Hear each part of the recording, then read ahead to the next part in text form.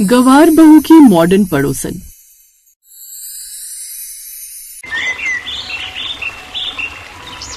लता की शादी शहर में हुई थी, लेकिन वो गांव से आई हुई थी और गांव से शहर आने के बाद भी उसने अपनी संस्कृति को नहीं छोड़ा था। वो आज भी दूर तबेले से जाकर भैंस का दूध ले आया करती और वो उस दूध से सबको चाय बनाकर पिलाया करती।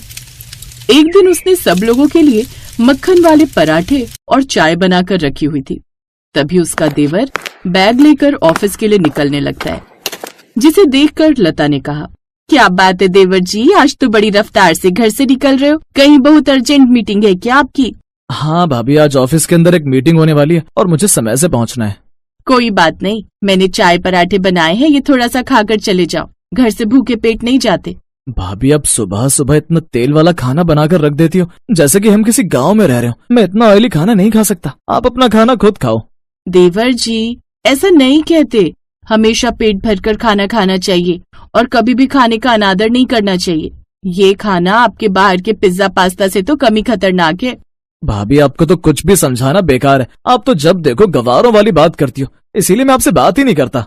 तभी वहाँ पर लता का पति आ जाता है और वो सारी बातें सुन लेता है। लता भी अपने देवर की बात सुनकर उदास हो जाती है और उसके पति ने कहा, ये क्या तरीका है छोटे अपनी भाभी से बात करने का? वो तुझसे बड़ी है और तेरे भले के लिए बोल रही है। सॉरी भाभी, गलती हो गई, गलती से मुंह से निकल गया, मैं चलता हूँ।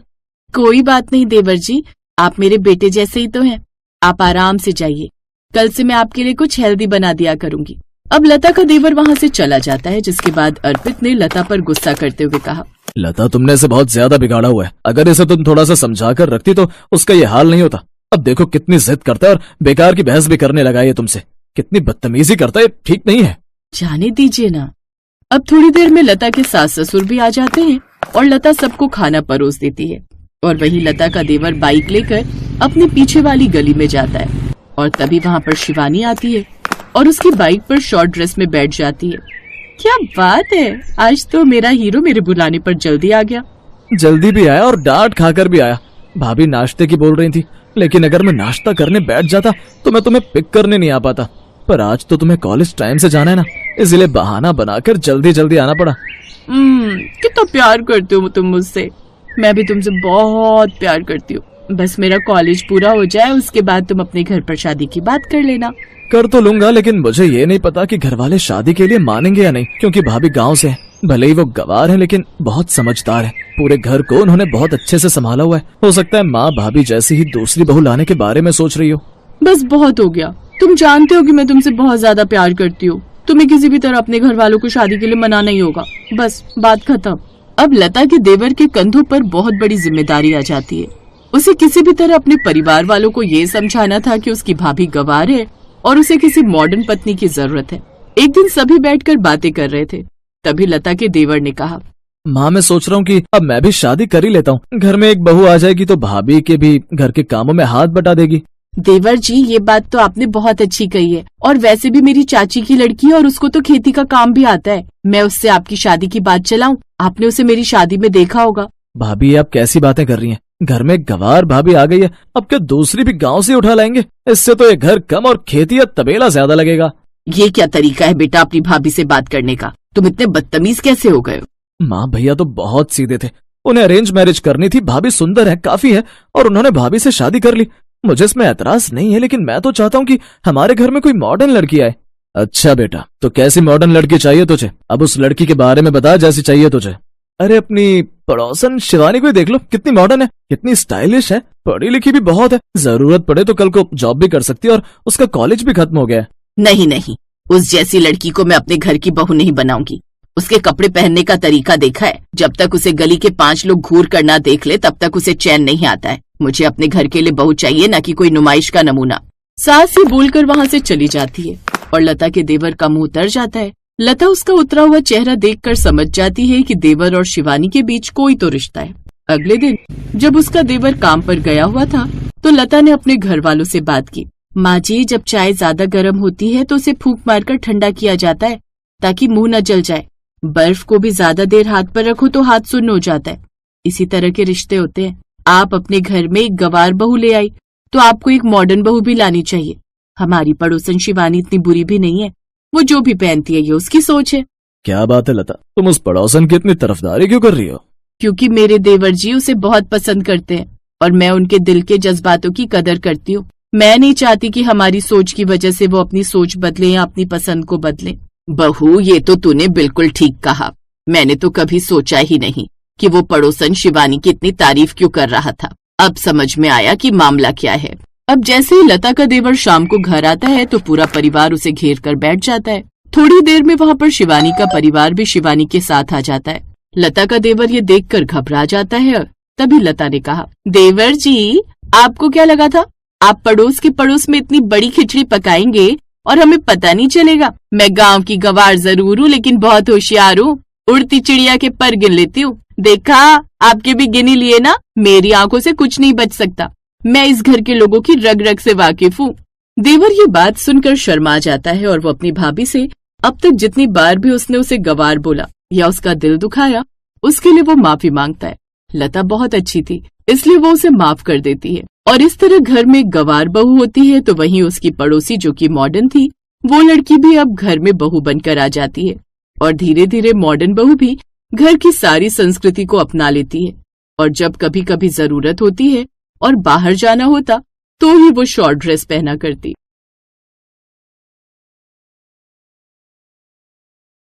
शहर के कोने में बसा आदर्श मोहल्ला अपने नाम की तरफ बिल्कुल भी नहीं था, क्योंकि यहाँ हर गली के नुक्कड़ पर ऐसे बुजुर्ग और जवान मिल जाते थे जिनकी नजरें हमेशा कुछ नया और दिलचस्प ढूंढती रहती थी। इसीलिए इस मोहल्ले को ठरकी मोहल्ला नाम देना कोई गलत बात नहीं थी।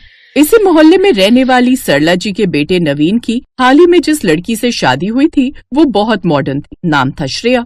नवीन और श्रेया की शादी दूसरे शहर में हुई थी जहाँ श्रेया का मायका था। शादी के बाद जब श्रेया घर की बालकनी में खड़े होकर अपने मोबाइल पर गाने लगाकर और हेडफोन लगा एक्सरसाइज कर रही थी, सरला जी ने जब ये नजारा देखा तो श्रेया को टोक दिया। श्रेया बहू, वो मैं कह रही थी तुम इस तरह से बालकनी में एक्सरसाइज वगैरह मत किया करो। ये मोहल्ला तुम नहीं जानती हो, ठरकी लोगों का है। दूसरों के घरों में झांकना, उनकी बहू बेटियों को ताड़ना यहाँ के ठरकी लोगों की आदत है। तुमने देखा होगा यहाँ पर बालकनी में कोई भी लेडी खड़ी नहीं होती, सब घर के अंदर ही रहती है।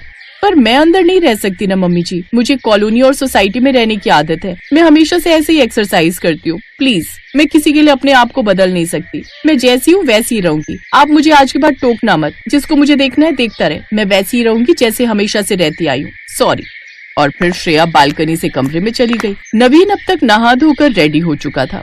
नवीन, अपनी मम्मी को समझा दो कि मैं इस तरह से बंद कर नहीं रह सकती। मैं मॉडर्न हूँ, आज की लड़की हूँ। अगर मैं बालकनी में खड़े होकर एक्सरसाइज कर भी रही हूँ तो उसमें गलती क्या है? बेफालतू का मुझे सुना दिया। अरे वो हमारा मोहल्ला ही ऐसा है, इस वजह से मम्मी ने बोला होगा। अच्छा तुम अपना मूड मत खराब करो, रेडी हो जाओ, हम कहीं घूमने चलते हैं। वैसे भी अब 2-3 दिन बाद मेरा ऑफिस खुल जाएगा, फिर बोलोगी कि मैंने तुम्हें टाइम नहीं दिया। वही तो, हनीमून पर 1 हफ्ते के लिए गए थे तो मन ठीक था, पर ये सब बातें कहकर मम्मी जी ने मेरा मूड खराब कर दिया। मैं तैयार हो जाती हूँ, मुझे भी थोड़ी देर के लिए घूमने जाना है। घर पर बहुत घुटन हो रही है। श्रेया अभी कपड़े चेंज करने जा ही रही थी कि तभी सरला जी कमरे में आ जाती हैं। उनके हाथ में नाश्ते की ट्रे थी। बहू, मैंने तुम्हारे लिए गरम गरम आलू के पराठे बनाए हैं, तुम्हें पसंद है ना? सॉरी, मैंने तुम्हें ज्यादा ही बोल दिया। मम्मी जी, आप सॉरी क्यों कह रहे हो? सॉरी तो मुझे कहना चाहिए। मैंने भी तो आपको पलटकर उल्टा जवाब दिया। I am sorry. आप मेरे लिए कितना सोचते हो, पर आप मुझे प्रॉमिस करो, अब इन मोहल्ले वालों की वजह से हम दोनों कोई बहस नहीं करेंगे, कोई लड़ाई नहीं होगी।